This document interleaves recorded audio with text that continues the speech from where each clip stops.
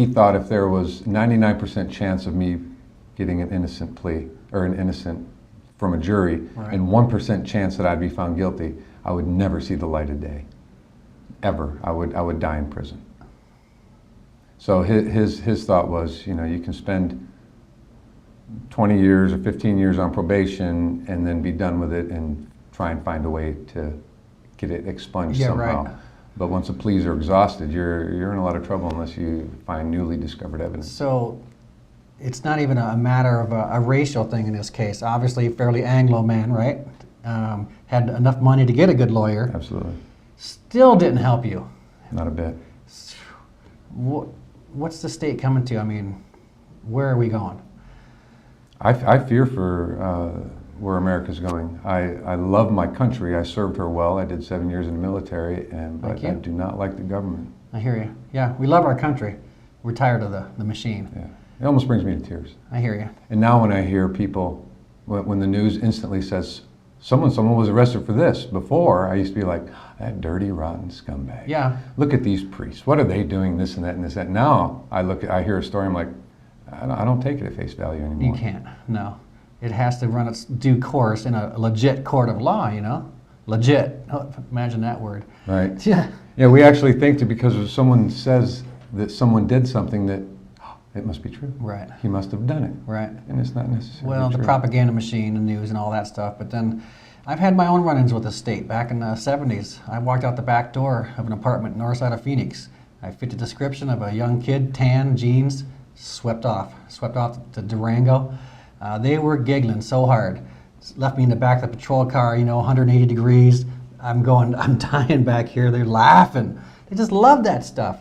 Dragged me down to Durango. Gonna hold me, I was still a juvie, gonna hold me until I was an adult, which is like 3 weeks. They were just laughing about it. So finally I made my appearance in front of the Supreme Court judge, state Supreme Court judge, and he goes, well, you can cop a plea.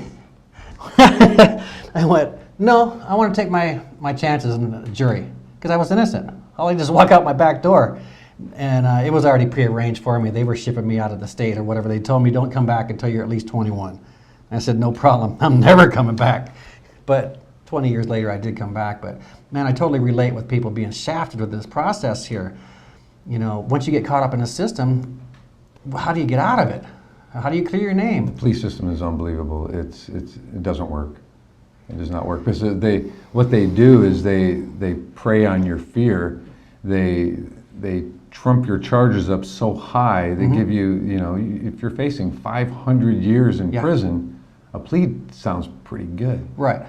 Yeah, and you're thinking they're... But then even after the plea, then they put these conditions upon you after you did this plea and you knew nothing of what you were getting into.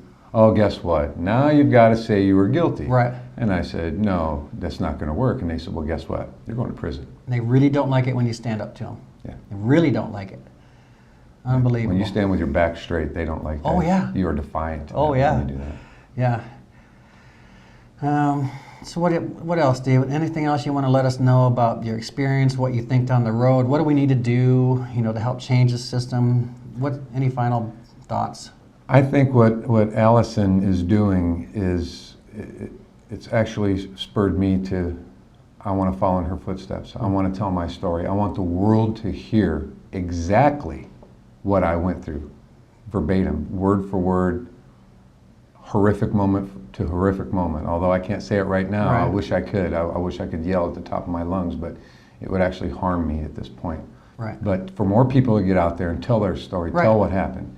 Right. And I believe that through that, then public awareness and people might not be so quick to point a finger Absolutely. at someone. And then these people that are doing this, that are pointing these fingers wrongfully, that they be brought to justice. And maybe then other people might think twice and go, oh, maybe I shouldn't accuse him of something he didn't do because I might go to jail. Oh yeah, because, you know, just imagine if it turned around, you know? Right. My ex-wife should actually go do the time I did. There you go. She should, at least that much. Once it's been proven you were falsely convicted, accused, all that deal, whoever did the finger pointing probably has some repercussions coming, with karma at least, but a lot of or hair's falling out, so karma's there you working go. a little bit. There you go, man. All that grief and tension you bring on yourself will come back to get you. But I have forgiven her. Good man. I had to. Yeah, you It have was to. eating me up inside if I didn't. You gotta move on. Yeah, although man. I'm still fighting for it, I do forgive her because something must have happened to her Absolutely. to make her that kind of human being. Yeah, we gotta be better people and Absolutely. forgive and move on. And we're gonna tell that story though. We're not giving up. Absolutely, we are not.